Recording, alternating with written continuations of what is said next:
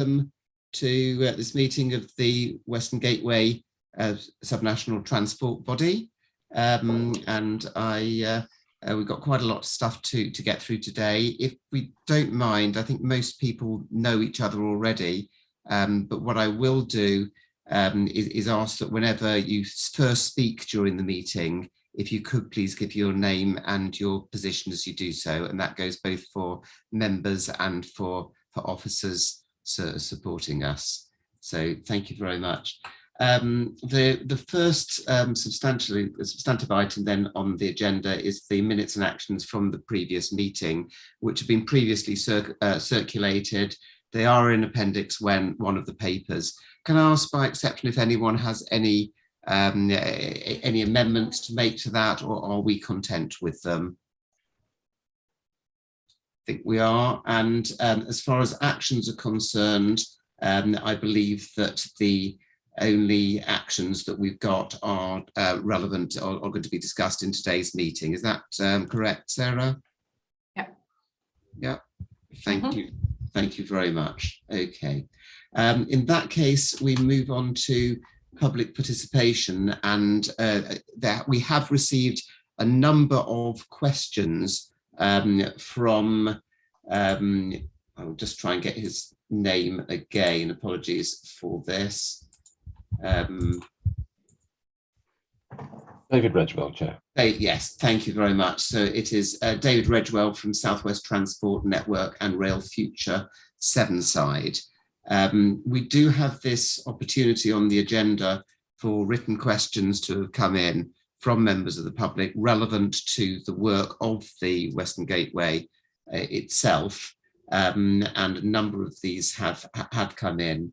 I think we should remind of a couple of things, which is first of all that the arrangement is that there should only be one question that we're able to answer per that comes in each meeting from a member of the from a particular member of the public, and also that they need to be very much directly related to the work that we are doing as Western Gateway Subnational Transport Body and our responsibilities as that.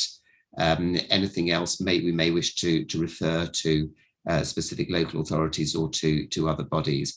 Nevertheless, I do welcome the questions that have come. As members will have seen, we provided a response already to the most significant question as identified by Mr. Redgewell, and that will be published on our website. What we will do on this occasion, if that's all right, is to put some other brief answers together for the other series of questions that have come in as well, and again put them onto the website. But we would again remind members of the public, please, that we do have a very limited resource to be able to respond to these sort of inquiries. And that's one of the reasons that we limit this to a fairly narrow range of questions, and only to one per member of the public per meeting. But do very much thank him for his interest in this, and these questions do seem very relevant to the work that we're doing. So if nothing else, then it focuses our minds on that. So thank you again.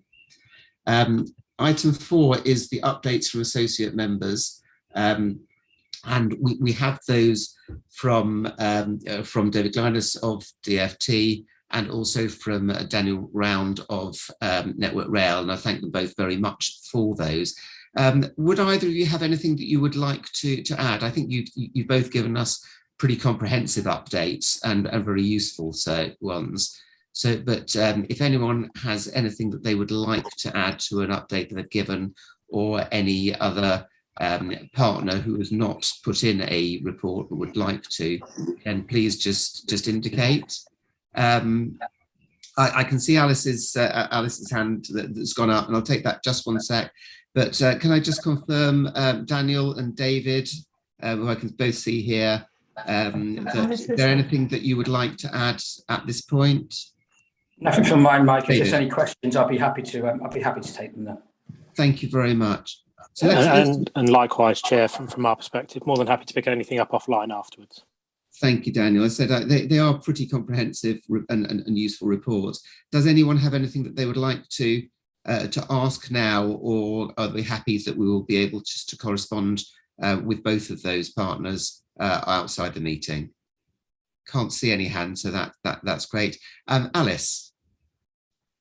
Thank you, Chair. I was just also going to flag that I did put an update round as well from National Highways, but apologies, it was this morning. I was intended to speak to sort of walk through a couple of the headlines for it, which I can do if that's helpful, but I appreciate you've got time constraints. Please do, Alice. Sure. So yeah, the first item really is around the RIS3 preparations, and work is continuing at pace on that. Just to let you know that the timescale on the publication of our initial report, alongside the master plan for SRN and the 17 route strategies draft versions of, all of that is looking to be published now in the autumn. And then that is our formal advice going to government to inform their setting of the RIS. So just to thank all the STBs for inputting to that, but particularly the route strategies in terms of your evidence to that. I just wanted to flag in this item that there'll be a formal stage of engagement, so an opportunity for formal feedback from stakeholders after that publication. So an opportunity for the STB board perhaps to have a discussion and agree what you want to say in response to that. So I would suggest an item for your agenda in the autumn, and I'm afraid I don't yet know more precise timing than autumn, but I can let Sarah know as we get into that. The other thing I probably would sort of cover very briefly again is the scheme updates for for the area. So a couple of ones just to flag at the moment: the A358 scheme, Taunton to Southfields dualling scheme, which is just outside your area but still of relevance to the A303 corridor. That supplementary consultation that we've got underway has reached its conclusion at the end of June. And we had lots of attendance at the in-person events and webinar and virtual exhibition room. So we're expecting to put our DCO application in for that later this year. And the other one was the A417, where we have the Planning Inspectorate's examination has concluded in May, and we're awaiting their recommendations to the Secretary of State and then his subsequent approval of that scheme. Subject to that decision, construction would be looking to start early in 2023. So that's good news on that one, hopefully coming quite soon. There is another item in the updates that I've circulated, but it's about good design. We're doing quite a lot of work around publicising and promoting good design on the road network. So just to flag that. Thank you very much indeed. Yeah, sometimes if reports come in on particularly if it's on a Monday when most members have meetings sort of back to back, if it is possible to try, I know there's always going to be a balance, and particularly it's true from DFT, of trying to make sure it's absolutely as up to date as it possibly can be, but also trying to make sure that we've got a time to be able to read it beforehand. So if it is possible to sort of have things one business day beforehand, that would be ideal, but we do appreciate that. Thanks, David. And yes, Alice, will make sure that there's an item, there's space for an item on the agenda in the meeting, in the autumn meeting. Silly question, I guess, probably for the administrative team. But now that Highways England is National Highways, is there anything that we formally need to change as far as our partner organisations are concerned? But let's take it offline. But if there is, if we can just make sure that we bring that up in the next meeting. We'll take that away, Chair, of course. Thanks very much. Okay, thank you again. Thank you very much to all our partner organisations. Please do hang around for the rest of the meeting if there's anything that you think is going to be of use. We do appreciate everything that you do for us. Okay, so now on to Nuala for paper A, which is item 5 on the agenda, and it's the financial update, please. Thank you, Mike. So I'll skip the project progress updates as discussed. So in terms of the finances, just very briefly, the STB is in a good position. We've rolled forward some of the project budgets. but we're on target for our spend, and all of our projects are coming in at or under budget. I don't know if there's any specifics that any of the board members would like to raise in terms of paper A, in terms of questions. If I can ask members to do so. I should have mentioned beforehand, I think everyone probably knows, but I have my main screen on the right hand side, so I'm paying absolute full attention to everyone here, but that is where the where my papers are, so that's why I'm glancing over this way at each paper as it comes forward.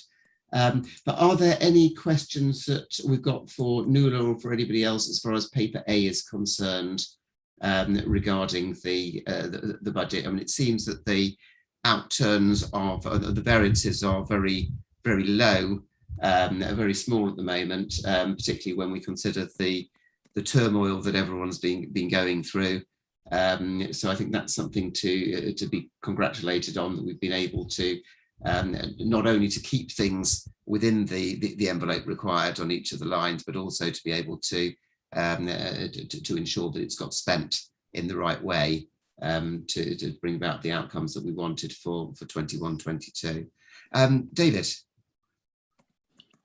Yeah, just a quick one, just to say well done to the team for continuing to drive value out of the programme. As you can see, from the original budgeted spend on the work packages at the start of the year, a lot of the projects have actually come in under budget. So thanks to Nuala and the rest of the team for that. Yeah, I really appreciate it. Thank you again. So Nuala, I think it's you for paper B as well, isn't it? Do we need to have a resolution on the financial update? It's purely for noting, unless there's anything to raise for the board. In that case, duly noted. Thank you, Mike. Just a quick counter through then in terms of the forward decision plan. But I would say if the board accepts paper C, we will return in September at the next board meeting with a more detailed forward decision plan once we've engaged with our supply chain, that is. In terms of forward decisions, we have flagged some delays to the board previously. That one is on the strategic transport plan, which should have been completed and returned to this board. We have some mitigation plans in place to make sure that the overall programme is delivered by March 23 as requested, and engaged additional supply chain to make sure we push that forward. So that forward decision should hopefully be coming back in September for a request. We've got the business plan, which is being discussed today, and our rural project next steps we will discuss as part of the business plan as well. So I don't propose to bring anything forward other than just to flag that there's some additional reds in there in terms of strategic cycling and carbon audit. The strategic cycling delay was due to additional engagement requirements with project stakeholders, so it's delayed for the right reasons. In terms of the carbon audit, that's flagged as red in terms of forward decision plan. Supply chain issues in terms of simply under capacity, COVID and other additional pressures. So that as well as that's flagged red. I don't propose to discuss any unless the board have any questions on any of the other forward decisions. Mike. Thank you very much. And I think also we do need to look at the RAG status in conjunction with paper C, because obviously there has been some rejuggling of our own priorities following the discussions we had at last time's meeting. So it makes absolute sense that that deadlines that we put on previously based on different priorities have needed to be updated as we go through. So it may be that we look to change some of the deliverability timescales on these accordingly within the forward plan. But I was also just say I think the very simple and comprehensive way that this forward plan has been put together is extremely useful, and it serves as a very quick reference. And I think it's done at the right level with everything being with so much being grouped together within each of those lines to really get a proper picture on it. So thank you for that. Sorry, I can see somebody indicate. Is that David there? Yes, it is. It is. Okay. So I'm from a hotel room, so I think my feed or whatever is somewhat obscured. Just in terms of the the delays and issues about inputs and what have you. Is the financial outrun that we're doing okay? Is that related to that? Is there just a case that we're under budget because we haven't been able to spend the money because we haven't been able to find the resources? Or does the conclusion that we're on track in terms of budget, is that flexed for the speed of outcomes, as it were? I'm comfortable with it, is the answer from me, David, having had similar sort of discussions, but I will ask Nuala to give you some more detail on that, please. So we haven't reset the budget, so we'll still come in overall as outlined in paper A in terms of the budget. We should have spent faster and delivered faster, and that's been delayed due to a number of reasons outlined in paper A. But we're still on track for current budget. There's no spend increases. Okay. Thank you very much. Appreciate that. Are there any other questions on paper B? Okay, in that case, we're going to move on to a pretty chunky item, which is paper C. And just to put this into perspective, the subnational transport bodies have obviously been going for what, three years, something like that so far, and through various different discussions at government level, and particularly within DfT, the decision was made, for which we're extremely grateful, that they should be financed to a greater level by national government through DfT, in order to accelerate and to make more comprehensive the works that we are doing at a strategic level. And I think this fits very much in the way that we've been looking to do things ourselves. We within Western Gateway have found difficulty in being able to deliver to the full potential within the envelopes that we've had, and particularly within the staffing level that we've had. And so taking that additional funding, that very, very welcome funding that's coming from DfT, we've looked at how we might best be able to structure ourselves to provide the best possible value for it, and to be able to deliver faster and better for those that live and work within our region. So with that, I'm going to hand over to Nuala again to take you through the paper, please. If it's okay, Chair, it'll be a combination effort between myself and James White, who's the lead technical officer, in case it needs some technical support. So in terms of the paper, what we're outlining is a number of different requests for discussion. One is the allocation of the funding in terms of table 1. So what we're proposing as officers is to allocate funding for this financial year. And as we refine the programme, we'll get detailed costs from the supply chain, and we get resources on board. If there are any amendments, or we are in danger of going over our current budgets, we will come back to the board with updates and requests for reprioritisation of the project programme as outlined here. So in terms of table 1, effectively this is our proposed prioritisation of the projects. Did you want me to go through each one of the projects in detail, or should we pause on table 1, Mike?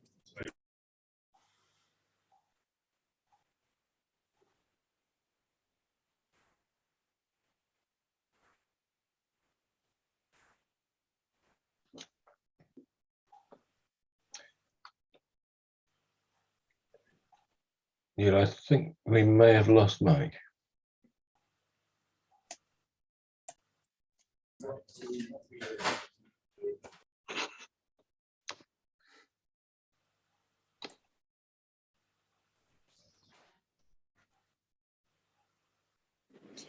Apologies, sir, I've missed it. Do we want to have our deputy chair to come in and lead the meeting until? If we have lost Mike, I suspect we'll have lost him temporarily. But is it possible to put table 1 up? Can you share table 1 on the screen just so the members can see it? Yes, I can indeed. Bear with me while I work the technology.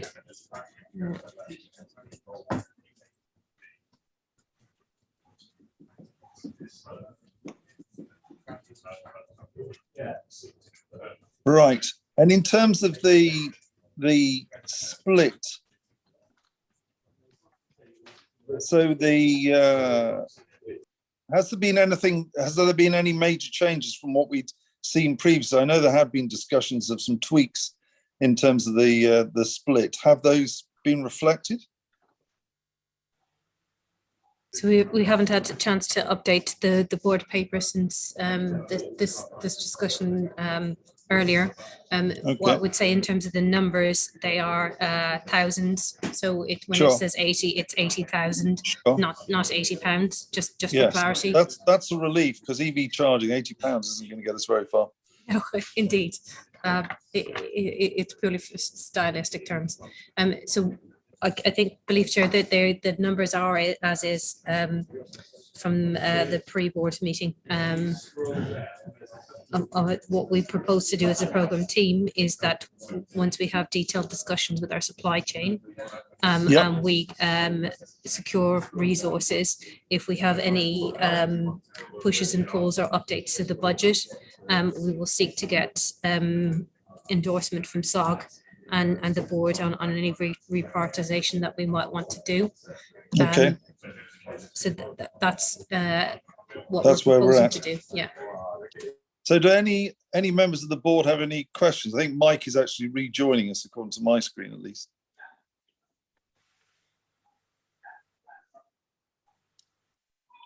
I'm not sure whether Mike's been successful in rejoining us. But whilst Mike is still trying to rejoin us, do any other board members have any questions regarding the scheme, the split? Thank you very much for that, David. That's yeah, indeed, I went completely off there, lost all internet connection. So thank you very much for doing that, David.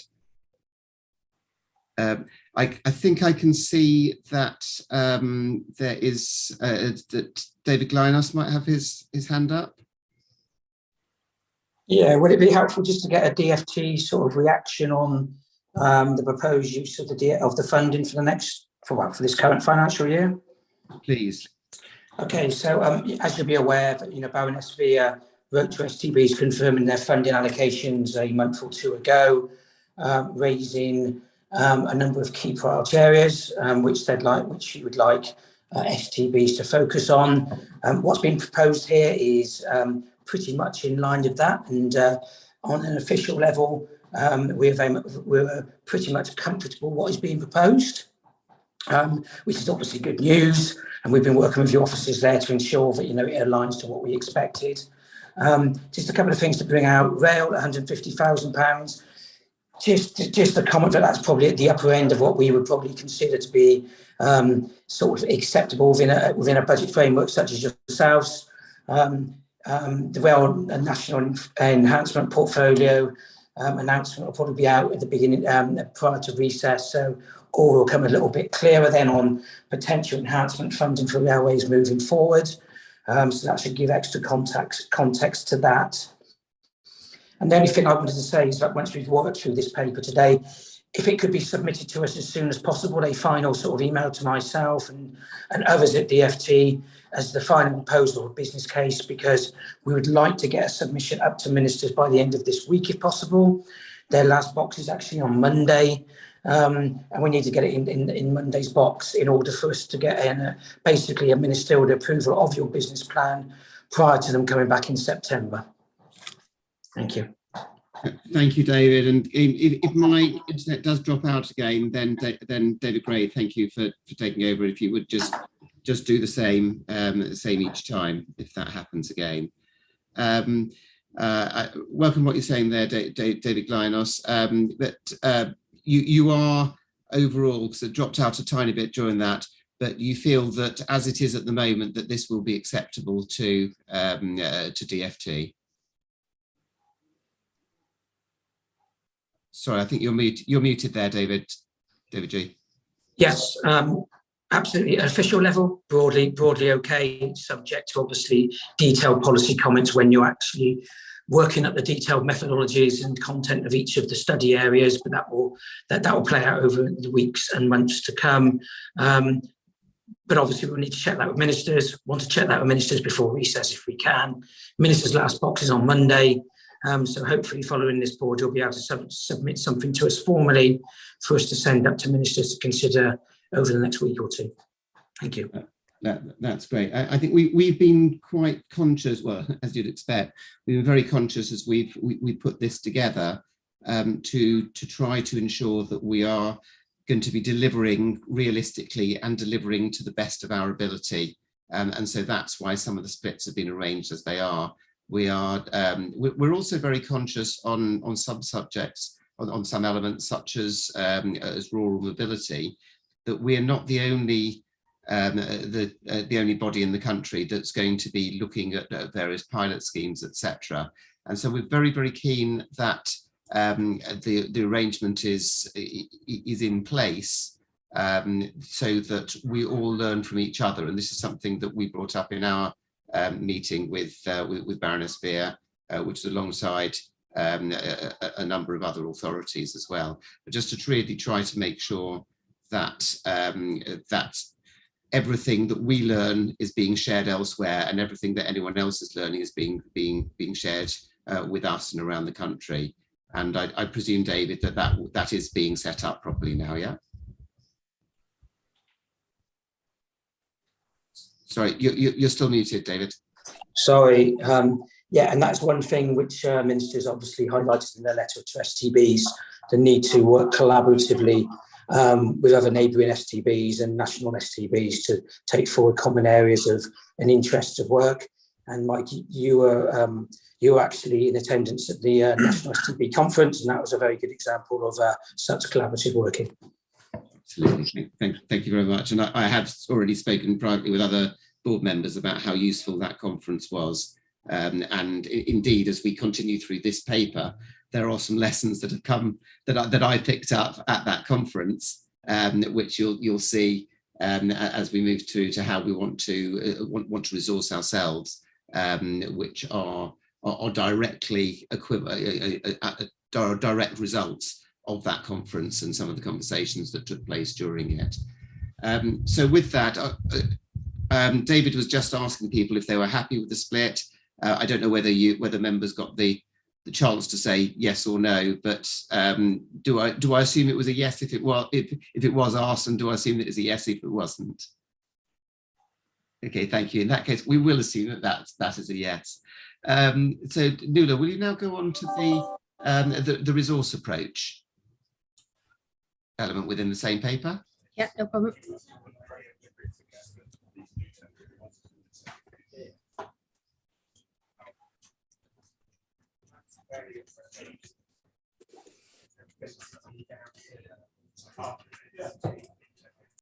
So I think what Nuala's going to be bringing up at the moment is to show how we are resourced at the moment as far as full-time equivalent employees are concerned, and put that together with a proposed new approach now that we've got the increased funding confirmed from the DFT, to try to ensure that we are in a better situation to be able to go forward. Nuala. Thank you, Chair. So just in terms of the proposal, as a reflection, we've got about 1.8 FD, which is approximately 104k. What we're proposing to do in terms of the way forward to deliver the programme is to increase the number of FTE to 5.2 overall. But that primarily will be to build in-house capability. It will not seek to create additional spend to the STB. What we will be doing is bringing work in-house as opposed to using our supply chain. This is a cheaper model to deliver projects, and it gives us more reliability and control over project progress and delivery. So we're recommending that to the board as the most value for money proposal.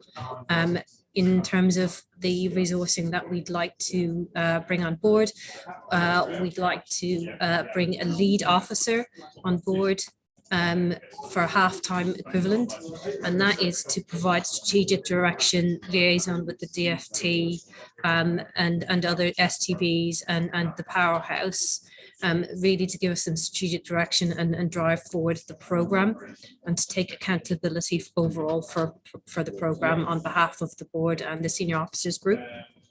In terms of the other increases, we're seeking to increase by a small amount the project manager and project support. And that is primarily to support the delivery of the programme in terms of contract management, supporting the technical officers in delivering the programmes and reporting into the DFT and the board. The other additional resource we're seeking is additional technical leads. Those officers, or transport officers, will be used to deliver the project aspects of the project itself, and that overall brings us to 5.2 FTE. So we just pause there to get the board's endorsement of the revised resource model, if that's all right, Mike. Thank you very much. So just to make it clear on each of these, and please don't take too much notice of the local authorities that are named within each of these, because that's something that we can always sort out at a later stage. But as far as the FTEs are concerned, the difference that we're going through, we're talking about bringing in a lead officer, and this again came very much from that conference where officers had already proposed this. At the conference, I was able to see the difference that the lead officers were making to those larger STBs around the country, and it was quite clear that having that key point man is an essential route through to speaking effectively with the as Nuala said, the DFT, the other STBs, the Western Gateway Powerhouse, and other national bodies. It will give us an opportunity to allow the technical work to continue, and to do so at the correct pace and with the correct amount of intensity, without needing to pause it every 5 minutes to try to pull things together and report to various different agencies and liaise with other external authorities. So we're very happy with that, and I would like to see it go forward. It makes sense at the moment, I think, because of the size of our budget and the size of the STB itself, to do similar to what Peninsula has done and to look at a half-time member of staff. This may be something that we want to revisit at a different point in the future. The second element that Nuala mentioned was on the project management and project support side. Clearly, if we are bringing more in-house, we are going to want to ensure that it's coordinated and supported in the right way, so that we're not using an expensive resource, for example, to do something which doesn't need to have that level, and we allow people to concentrate on doing their jobs and ensure that they're supported in doing so. So that's why we're looking at a 0.4 on project management and 0.6 on project support. That compares with a total of about 1/4 of an FTE, which is our current situation. So again, I'd very much like to support that. And you'll also notice that there is a senior technical officer, a senior technical lead in here, which is expected still to continue, particularly to be doing their technical work on the projects directly, but also to have a small amount of managerial, or if not managerial, then supervisory responsibility for the other 2.5 FTE senior technical, 2.5 technical officers as well. So that's where we see this all as working out. Can I take David Glandis? Is that a legacy hand that's there?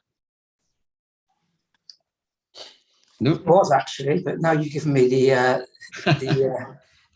forum. Just to say, Mike, that this is exactly the sort of structure we expected to see.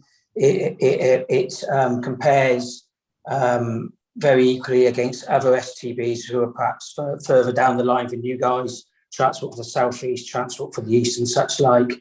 And for this year and for the following 2 years, what is absolutely imperative is you've got the resources to enable you to deliver. And I believe, this structure as put forward, it will enable you to do that. Thank you very much. And also on a similar side, thank you very much, Alice, for your comment on the chat, which is equally supportive in that way. Mark McClellan, please. Yeah, well, my question's just partly been answered. I was going to say I fully support the needs to increase the resources here, and I think it makes perfect sense. I was just wondering if we get a bit more detail about what other STBs are doing on this.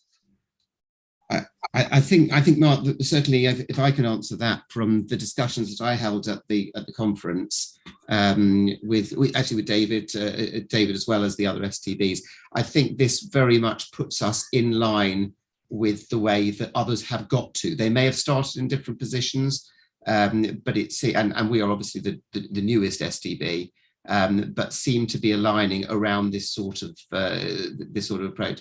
Some have more, and some have obviously those with bigger budgets have got more. But the ratios we've got here between the technical work, the lead, and the support work that's going on, I think aligns very well with those that are outside that. So I think that what we're doing here is we're learning from best practice and trying to replicate it. Okay, great. I'm happy to support. Thank you very much. Anybody else? Any other board members want to speak, or can we assume that we are supportive of this? Thank you. Just before we go on to the next part of it, one of the roles that I see that Western Gateway as an STB can assist is obviously within each of our local authorities. We have schemes and we have bids that are coming forward, and we'll be responsible for creating outline and then full business cases as we do so if we're bidding in for funds from DFT or from elsewhere. But there are a significant number of schemes, I think, over the course of number of years, which, although they originate within a particular local authority, do have wider benefits involved and wider implications. And it's also the case that not all local authorities are able to get their outline business cases drawn up. And I would hope that the Western Gateway will be able to provide some assistance to those local authorities in doing so, if that's what's needed, and if they have more widespread benefits outside their own local authority. Now, what I'd like to do then, with the board's permission, is to ask officers just to check that we are suitably resourced to be able to provide a bit of extra cover and a bit of extra help to those local authorities, constituents, which are trying to develop OBCs themselves and occasionally need a little bit of assistance.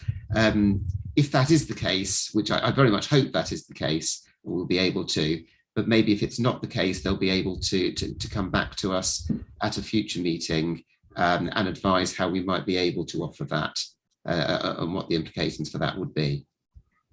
So if that's all right with members. Ray, is it on this particular point, or is it next point, another point you'd like to make? No, it's actually on this paper, Mike. Oh, sorry, yeah, on the idea of the assistance in OBCs. Yeah, I just think it's important that we make it known to the general public that obviously by us appointing people, bringing more in-house, it will actually save on the other side of the scale as far as consultants' fees are concerned. I think that's a really important point. We can see on this paper that it points out, if people are only just looking at the tables or at the key parts of it, that the average daily consultant rate we're paying is £540, and yet we would expect to only be paying £350 if it was brought in-house. So we do believe that we're going to be providing better value for money for our constituency, local authority members by going this route with increasing the technical team. And I believe that we'll get better results out of it as well. So, okay. So are there any more comments on this part? I don't know, Nuala, whether you want to go into the high level budget for the particular topics, or whether members are content that pages sort of 12 through to 18 are handled. And as we speak to each one, we've got a couple coming up today, then we'll be able to look at them. Chairman, you still have a hand up. I think, is that David, is it? David Glennis? Again, is that Legacy, I think? Okay, fantastic. Alice Darley. Hi, I was just going to ask if the STB, I mean, you don't have to answer now, but I'm just wondering if the STB is going to consider publishing its business plan. I think you may be the only, aside from Peninsula, the only 2 STBs that don't put a public version of the business plan out there. There's certainly most of them put something on their website, put a business plan on their website.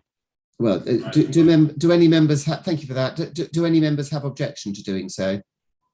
I think it is a robust business plan. I think it's defensible and it is supported. So I'm quite happy to see that up there on the website. I'm seeing a couple of nods. Yeah, again, thank you for that suggestion, Alice, and officers, if we could just make sure that is done, please. Thank you. So Nuala, do you want to speak any more on this paper? Again, I think there's more detail coming in within the later pages about the specifics of the bigger lines that we've just spoken about. But I personally am content that we take that if members have got any specific questions, that they'll come through with them. Are you content with that as well, Nuala? Yes, I am indeed, Chair. If members have any specific questions, our programme team are happy to deal with them. What I will say is that as we take this business plan forward, we will obviously need to get DFT's assent back from ministers. So it will need to formalise that, hopefully, David.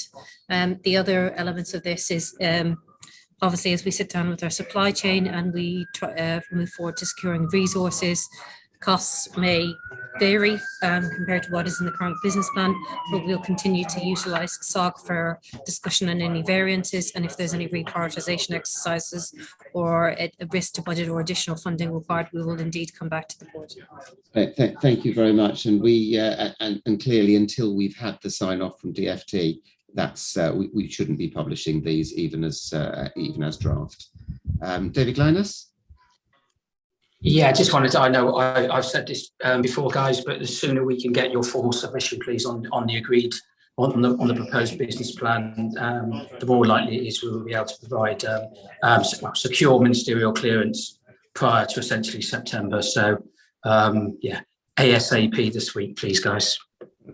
Thank you. And I think we have now, as a board, we are technically approving it now. That is the resolution. I think I'm happy to formally propose that we take this, and if there is no objections to it, then that's something that we can go ahead with straight away, please, officers, after this meeting.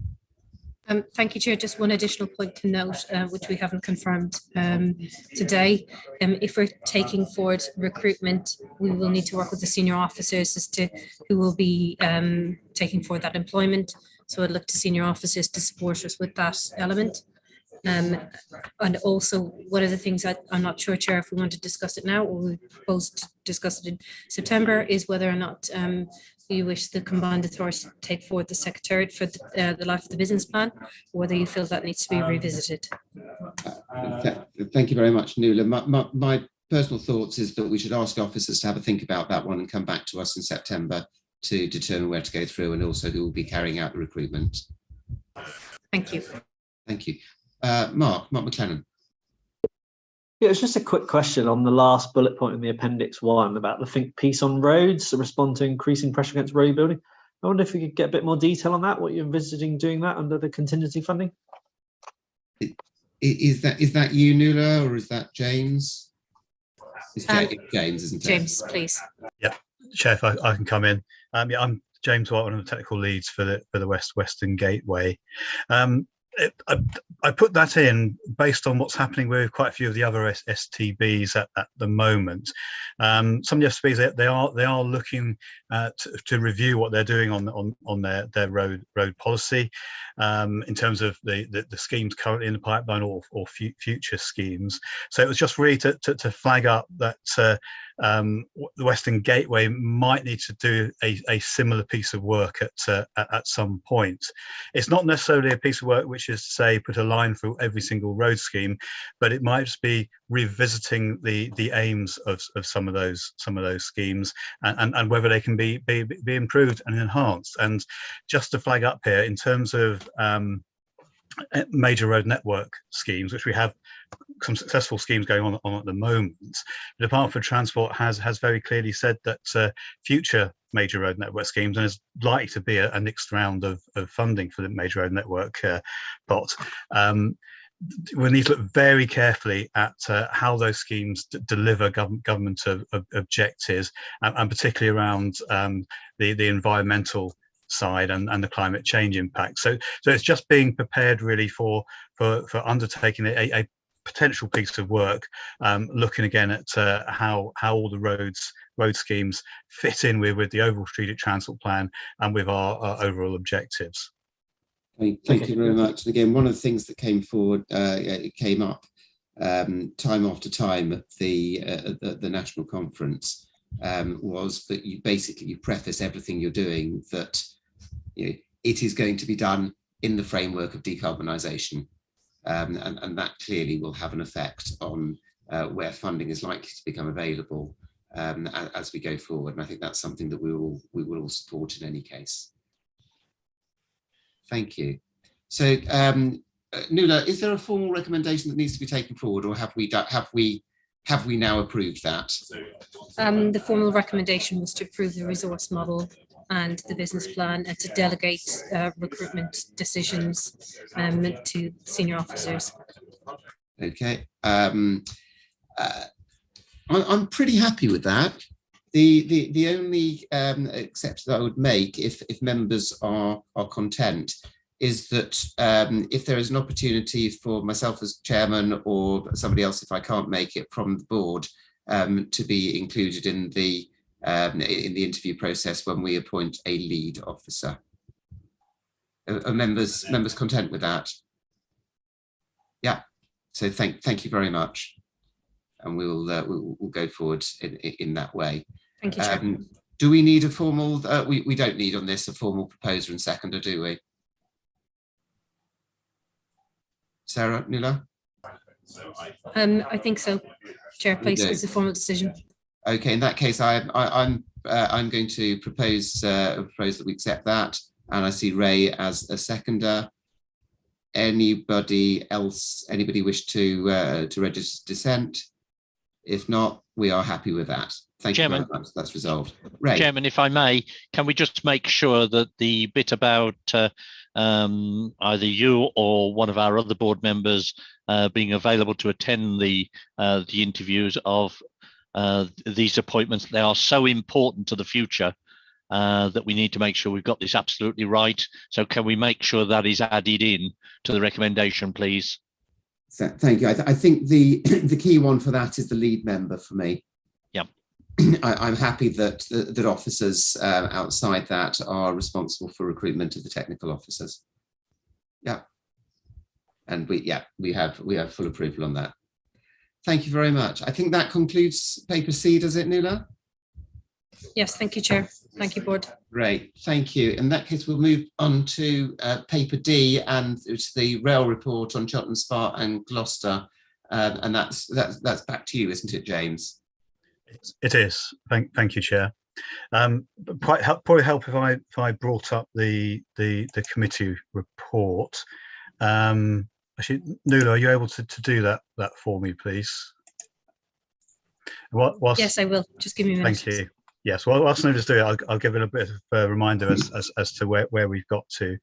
The Western Gateway last financial year had a budget of 65,000 to take forward the Western Gateway's rail strategy.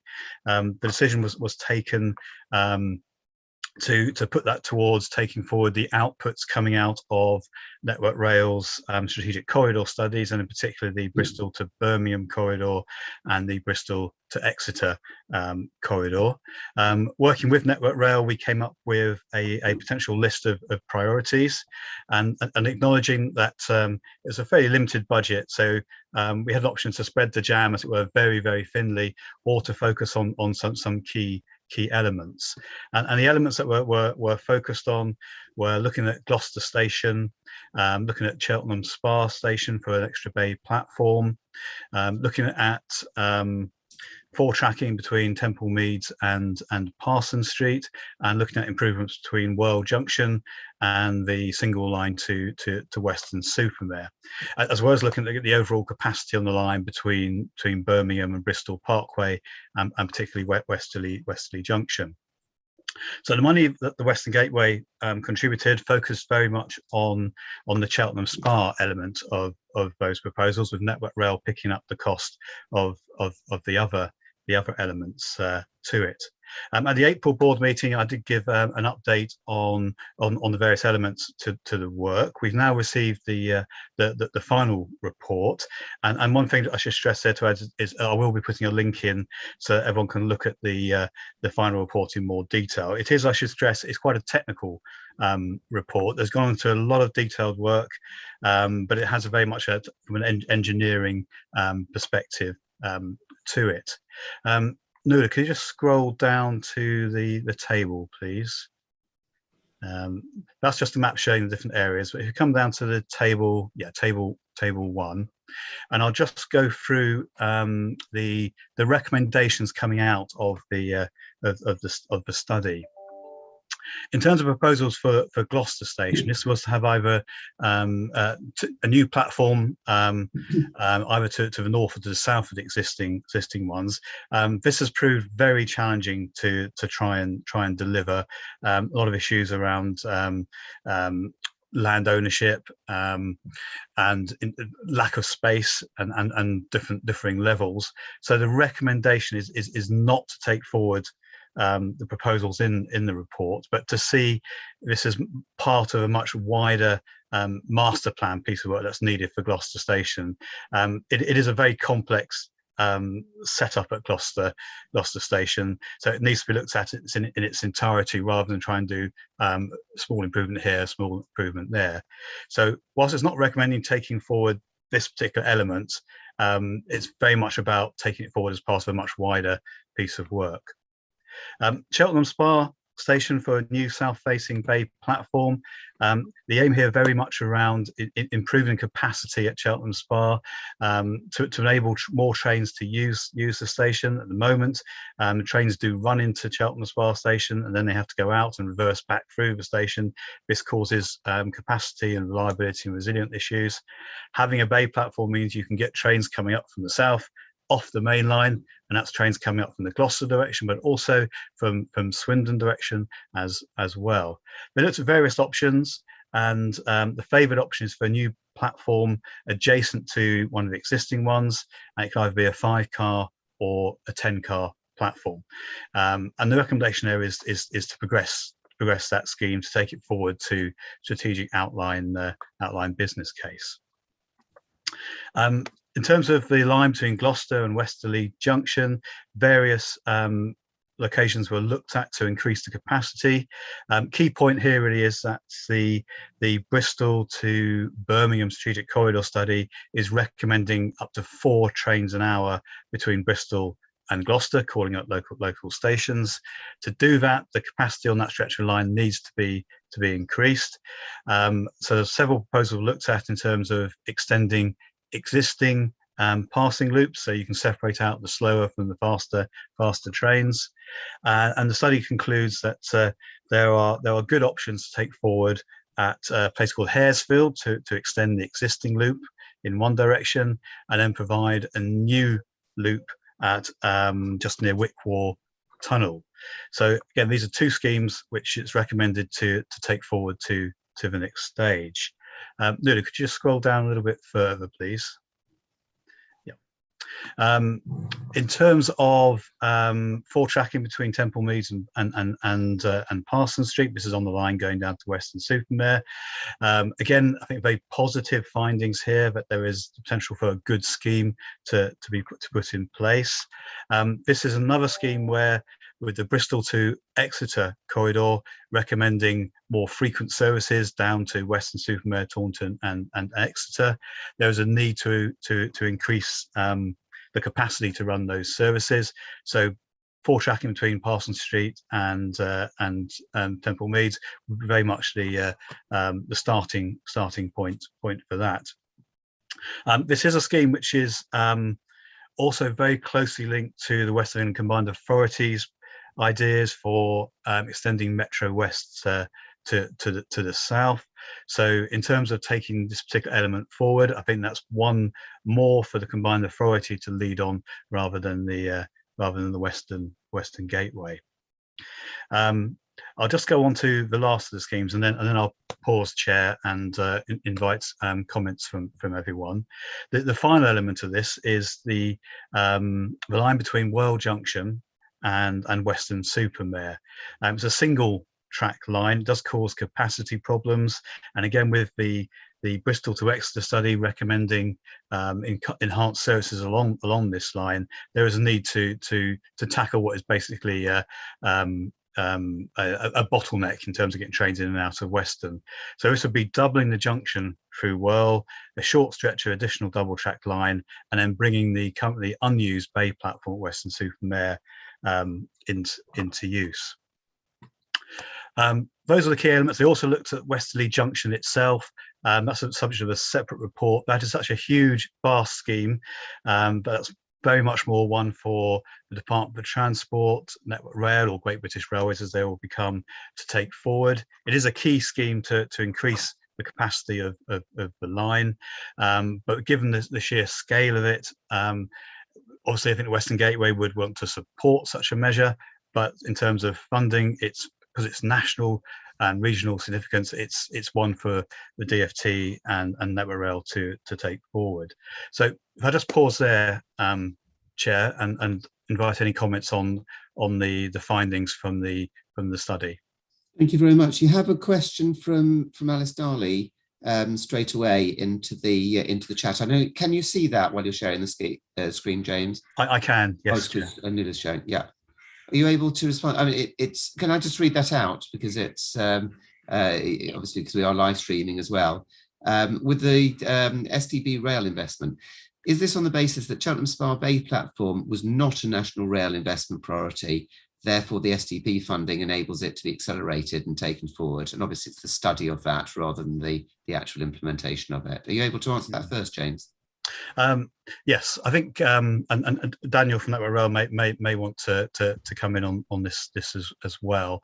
The various studies that have been done, the strategic corridor studies, they are very keen to make the point. They're very keen to take forward proposals in partnership with other organisations, including STBs and individual local authorities, and I think that's recognising that Network Rail's own resources are going to be stretched very thin in taking forward any rail proposals. So I think it's probably not fair to say that it's not a Network Rail investment priority, because it's been identified as part of the study as being needed. But in order to help things to go forward, to help things to happen, to take it forward, then this is where the Western Gateway funding, which has been provided, I think has been very, very useful. I think, yes, maybe the scheme would not have been such high priority. It would have had to compete against other measures. But with that Western Gateway sort of pump prime funding, seed funding, as it were, it does help to generate a much more viable scheme to take forward for further investigation. Thank you. I think that is it's a really important point, James, that we do have a limited amount of funding within ourselves as the STB. And so what we want to try to do is to find ways of working with people to ensure that we deliver the best bang for the buck on the money that we've got available. And this, to me, looks as though it is one. Alice, do you want to come back on that, and then I'll bring in David Gray straight after? Yeah, great. Yeah, I mean, really welcome that kind of approach. I'm just, of course, from National National Highways perspective, thinking actually what the parallel is with the roads, and as we work towards the road investment strategy, I could see there potentially could be things that the STB were hoping would be in there that may not secure government investment from the road investment strategy, and maybe a similar approach may become appropriate later. I just was thinking about that, musing about that. Well, certainly the sharing and both benefiting means that 1 + 1 can often lead to a result greater than 2, doesn't it? Yep. So that's great. David, and then I will ask Daniel to come in, please. Just on the fact that we think Gloucester is too problematic, where does that, because there seems to be a wide recognition that Gloucester is a big problem, and where does that leave that in terms of, if we're saying, well, it's too big and too complex and it's for us, do we think that it's going to get taken up, or does that mean it's likely to, no pun intended, run into the buffers because everyone considers it too complicated to find a solution because of land holdings and geography and what have you, and therefore it remains a sort of, if not a black hole, certainly a drain on the efficiency of the network. Are you able to give us something on that one first of all, James? And I don't know, Daniel may well also want to comment on that. Yes, yeah, I think Daniel may be better placed to answer that one. But my understanding is, and Daniel may wish to correct me on this, is that it is still very much a priority for Network Rail, recognising that it isn't something that can just simply be run into the buffers, as you put it, David. But it is key to do something at Gloucester. Without doing something at Gloucester, then that 4 trains an hour aspiration from Bristol and more trains coming in from South Wales, that is going to be so challenging if this isn't taken. But there isn't a risk that everyone turns around and said, "Oh, I thought that you were going to take the lead on that," and nobody takes the lead, and it just slips into being okay. Well, we fixed a number of other things, but we still got this big problem. Mm-hmm. Can I pass that to Daniel to comment on? Sorry, Daniel. All right, nice pass, James. Thank you. So, Councillor Gray, just to be clear, it's not to say that it's all too difficult and therefore nobody's going to do anything with it. It's just that within the current envelope available, and this is what we've looked at, we don't have the land available to do what we need to do to resolve it. However, with the master plan coming forward at Gloucester Station, we need to enable that to open up other opportunities that aren't currently available to us, so that we can take a more comprehensive look at Gloucester. And we'll continue to do that with the rail industry, with GWR, with your authority and others as we take that forward. It's just on the current envelope, we are limited. So we need probably a bigger envelope, as well as a detailed look at the timetable to come to the right solution. So we are going to progress with it, but we just need to probably take a step back, look at the bigger picture, and then go again at it. So hopefully that gives you some comfort that we are still serious about it. Chair, if I may, just picking up James's excellent points that he made, I think this is a real sign of maturity and collaboration across various sectors and partners within the transport sector. The picking up Alice's point there around, is Cheltenham Spa a priority for us? Absolutely. We had a list of recommendations that came out of the study, and we would have been able to take forward all of them without the Western Gateway contribution. But we've been able to do more with that Western Gateway contribution than we otherwise would have been able to do. And clearly, it's not news to anybody, but DfT do look much more favourably on things where there is third-party investment going into these proposals as well, rather than it just all landing at their door through the rail network enhancement pipeline. So again, it's not just the study and technical work, it's actually then the development of the recommendations there, where I think we're showing real maturity in our relationships of working together to try and resolve these challenges that we're all facing. Thank you very much, Tanya. Colin. Thanks, Chair. Could I just ask Daniel a question? Given that obviously things around our around Gloucester Station are quite difficult, but Gloucester Station is difficult because trains have to go in and then come back out again to go north and reverse out. But one of the ongoing problems according to Network Rail has been, even with the need for an additional bay station platform, is the need to upgrade the signals in that area, because even if you put a bay station in, there's not much point, a bay platform, and there's not much point in doing that if the signals aren't up to actually coping with that, and along with obviously the Halton crossing as well at the same time. So could you just ask him whether, our Network Rail, independent of this work, looking at the station, looking at the signal aspect, because otherwise that's one of the things that's going to hold the whole thing together. Daniel, are you able to help with that? Yeah, agreed, Colin. And that's what I mean about a more comprehensive look. It's not just about the platform, and we need to be able to get trains in and out of that platform. So it's about looking at the signalling. It's about looking at the good old Halton Road level crossing. So that is being taken forward by our asset managers, but we need to join in the outputs of this study into their thinking as well, and take that kind of system look at this rather than just an individual look at it. Okay, thank you.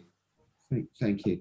Anybody else got anything they'd like to bring up on that paper? Otherwise, I'm quite happy to move the recommendations. Okay, so the recommendations are to note the findings of the Birmingham to Exeter rail study, to approve taking the Cheltenham Spa Bay platform through to strategic outline business case, and to provide the funding through the business plan that we have already approved today for that strategic outline business case for Cheltenham Spa. I will propose that one. I don't know whether maybe Mark McLennan as the lead on rail, would you be happy to second that? Yeah, happy to second. Fantastic. Anybody not happy? I see everybody is happy, and therefore thank you very much. Thank you, James, for bringing the paper. Really appreciate, Daniel, your expertise in here as well. Very, very helpful. Thank you.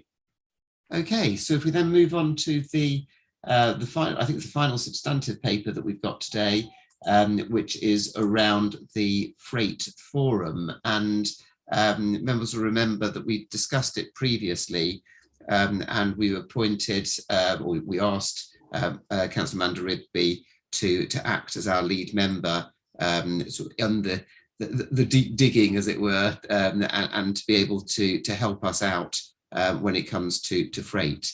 So again, if I can ask, first of all, Ewan to bring this paper forward. Is Ewan here?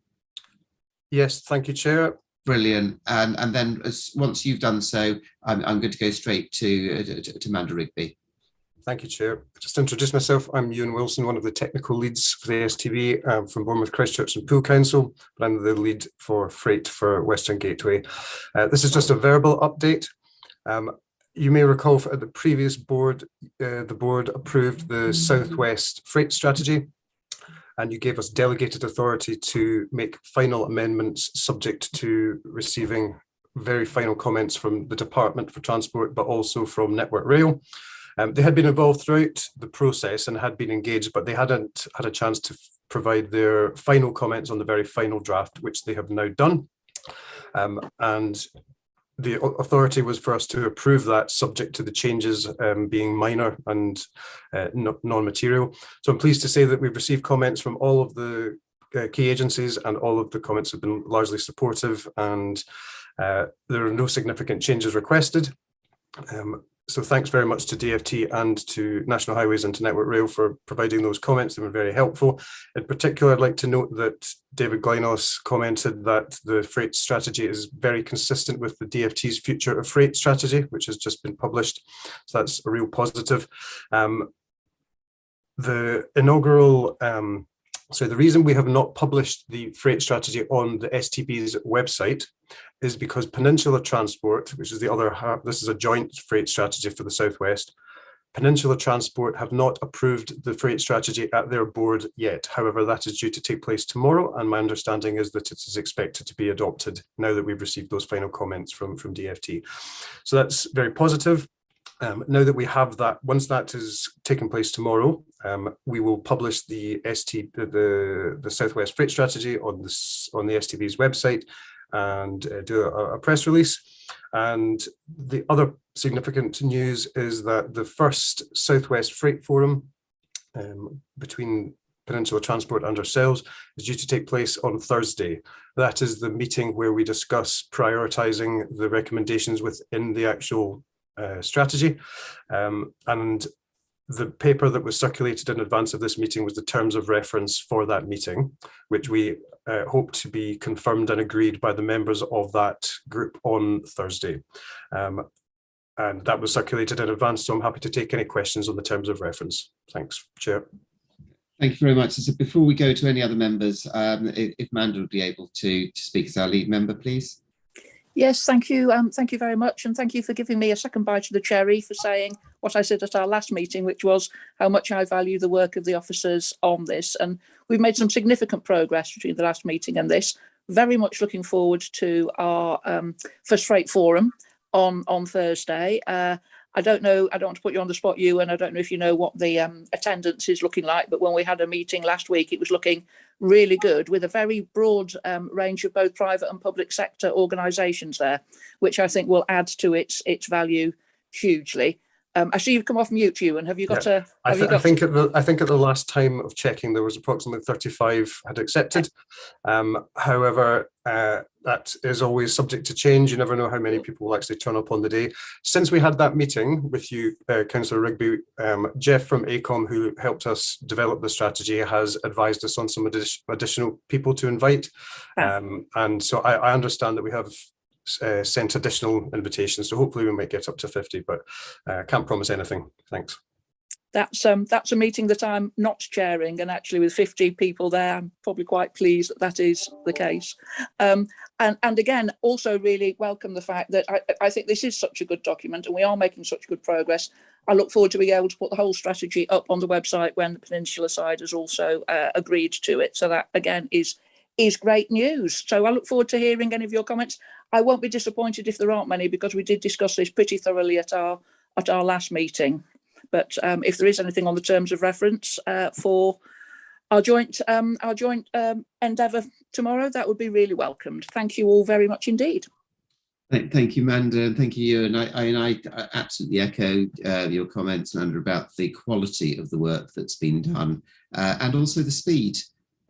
Because we have been able to take this forward with pretty limited resources to something which the two STBs should be approving. We should be working extremely well with them. And one of the things that we saw when the first draft started coming out is just what potential there is for a step forward, not just in transporting our freight around, but in the whole decarbonisation agenda, because there is a huge amount of carbon waste that comes from the empty running and from the inefficiencies in the system. And that is exactly the sort of regional, widespread difference that we can make as an STB, particularly when we're working with our partners.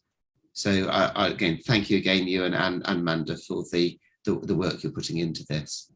Do any other members have anything to bring up? No, in that case, again, thank you very much for bringing those forward. We're happy to, although there's no formal recommendation, very happy to give support to those terms of reference. Steve Pearce. So I should just point out for anyone who's attended previous meetings, Steve is here this time as a representative of the Mayor for WECA, although as a Bristol City Councillor. Steve. Thank you, Mike. Yeah, I'm Steve Pearce and I represent the WECA Mayor at this meeting. Really pleased with this document. I particularly look forward to seeing the development of a proposed intervention in maritime aviation and international gateways. I think in the new reality of a Brexit facing United Kingdom, our international links into the region are going to be much more important than they previously have been. And I think a maritime strategy is essential to that. And the decarbonising opportunities that arise from that. Thanks very much, Chair. I'll shut up.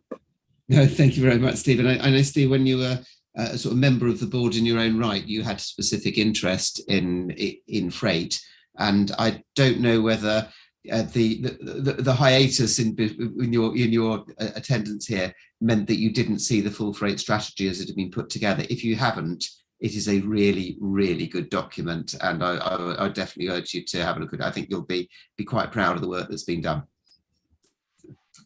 Okay, thank you very much indeed then, everyone, on that one. I think for once we are getting very rapidly towards the end of the agenda, and hopefully we'll be able to finish in very good time today, because the last item on the agenda that I've got is any other business that's been previously advised to me, and I have not received any. If there is any urgent other business, then please raise your hand. But otherwise, I think I'll just say thank you very much to all those that have been involved, both those that have spoken at this meeting and those that haven't, because a huge amount of work goes on the officer side before this. And as members will know, we've also had various informal meetings outside these public ones where there's been a lot of involvement from not just those here, but from others as well. So again, thank you very much for all that. And we'll close the meeting just noting that the next one will take place same time, 2 o'clock on Wednesday, the 28th of September. Thank you again. Bye, everyone. Thank you. Bye. Thanks, and bye, Mike. Thank you. Bye-bye. Thanks, bye, Mike. Thanks, bye, Mike.